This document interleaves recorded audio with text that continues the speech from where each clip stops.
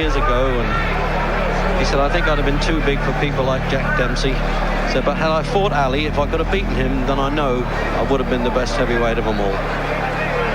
In addition to being the world's most famous entrepreneur, he is a best-selling author and our host this evening, Mr. Donald Trump.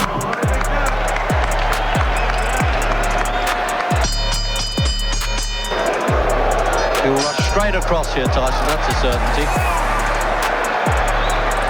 The 14-inch reach advantage gave Carl Williams what appeared to be a tremendous edge on the fighting floor. It was one of the largest reach disparities Mike Tyson had ever faced, while reigning as the undisputed heavyweight world champion.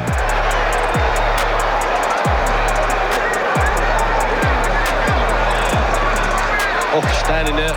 He wants to trade with him, Williams. I'm not sure that's good business.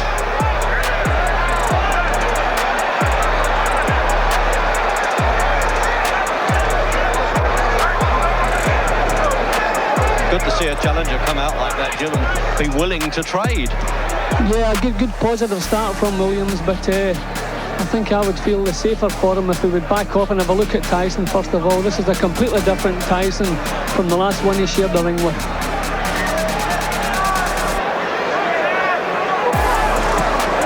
8 championship fights, remember, Tyson.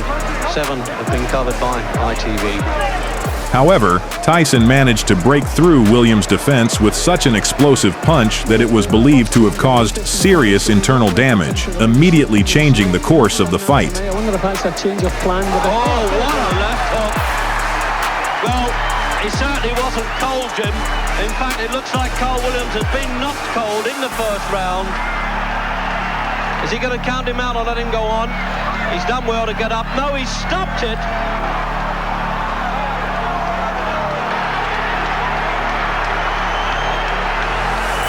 Well, there's some booing going on, but they didn't take that punch. Carl Williams is arguing. He got caught with a peach of a punch there, and well, at least he's got a cuddle afterwards, Jim. Now, nobody really could have expected that. Well, I didn't have my watch going at that point because it only just started, obviously. And I wonder if that's beaten the Michael Spinks 91 seconds. It wouldn't surprise me if it has, Reg, but we knew the challenger's chin wouldn't stand up. The knockdown was not the result of a wild hook. Tyson first slipped his head to the outside of Williams' jab with an outside slip, then rotated his hips perfectly before unleashing a left hook that crashed into Williams' jaw. Tyson then gave a slight movement of his head, almost as if he intentionally bumped it forward. I think you should have let him go on. Well, I think the referee did the right thing because Williams stood up and he just stood there looking, and you could see his legs had gone. He hadn't really moved. He didn't put his hands back up. It didn't look to me as though he could have continued. Another couple of punches could have done serious damage. The referee was closer than anybody. The biggest controversy of this fight was not the knockdown itself, but referee Randy Neuman's decision to stop the fight. Williams had actually gotten back to his feet before Neuman completed the count. Neuman later explained that Williams had a vacant stare and failed to respond to a simple question before the decision to stop the fight was made. See how he responded. His eyes were blank, his expression was blank, he had no answer. Is there any chance that he misunderstood what you wanted him to respond to? I don't think so. Let me tell you why. He's had a lot of professional fights and a lot of amateur fights. When a fighter is knocked down, and I had 38 fights, when a fighter is knocked down, the first thing he wants to prove when he gets up to the referee is that he's in good shape. Number one, he wasn't standing on his feet, he was leaning on the ropes. Number two, he couldn't answer me. And number three, his eyes were dead. Here he's against the ropes. I've never seen. And there's a right hand uppercut, and down goes Douglas. As suddenly as that. Can he beat the count? He got a little overconfident. Got a little loosey-goosey. Still wobbly. Let's see what Mike can do to finish. And the bell ends to save Buster Douglas at the end. Without many people realizing it at the time, that 93-second victory ultimately marked the end of an era. It became Tyson's final successful title defense as the undisputed heavyweight world champion. Just 7 months later, his reign came to a shocking end at the hands of James Buster Douglas. He's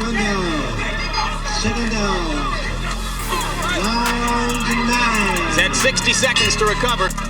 Right to the body, he tries the uppercut again and misses. Douglas comes back with a left and a right. Solid right cross. Douglas wobbled again. Shades of Ray Leonard against Tommy Hearns.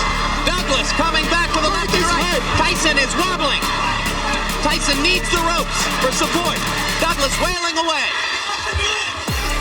Without the ropes, Mike would have gone down.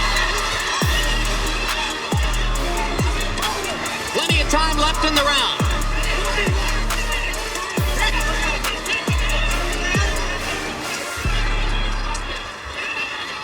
Mike Tyson was on the verge of going down.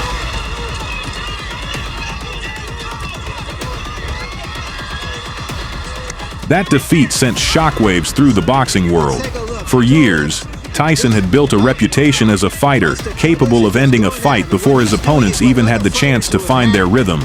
Opponents stepped onto the fighting floor carrying an enormous psychological burden, while Tyson appeared almost untouchable.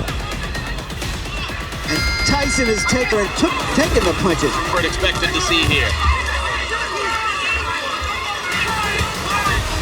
It appears that Tyson is virtually a one-eyed fighter at this point. A desperate one-eyed fighter. Rolling willingly just to try to get in the shot that will finish things in. Oh, the uppercut. What an uppercut by Douglas. Down goes Tyson.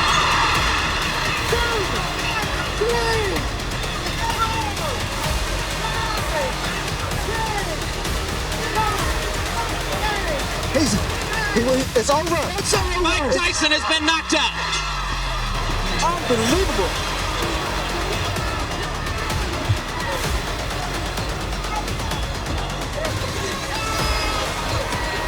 This makes Cinderella look like a sad story, what Buster Douglas has done here tonight. Let's go ahead and call it the biggest upset in the history. However, that belief was shattered on Sunday, February 11, 1990, at the Tokyo Dome in Tokyo, Japan. Douglas refused to surrender to the intimidation that had long been Tyson's invisible weapon. Upset in boxing history. There seems to be a little pandemonium here. In Las Vegas, they wouldn't even put up any odds on this fight. This victory for Buster Douglas could not have been more richly deserved. Well, Douglas did well. A lot of guys have done, a few guys have done in the past. They've hurt Tyson and didn't take advantage of it. Buster Douglas, inspired by the death of his mother, came on very strong. He had Tyson in trouble a few times. The victory over Carl Williams had reinforced the belief that Tyson was still standing on a summit no one could reach. Yet it proved to be the final victory before the end of the period in which he held every major heavyweight world title simultaneously. The accuracy and the number of punches that Buster Douglas threw. Sustained accuracy all through the bout. For 10 straight rounds, he was sharper and crisper and more accurate than the champion. Buster Douglas is an athlete. He played football and basketball in high school. He had a scholarship as a power forward to a junior college. He has had some ability, and I was very moved by the way he said he did it also for his As a result, the fight against Carl Williams is remembered not only for its controversial ending, but also for serving as the closing chapter of the first great era of Mike Tyson's career.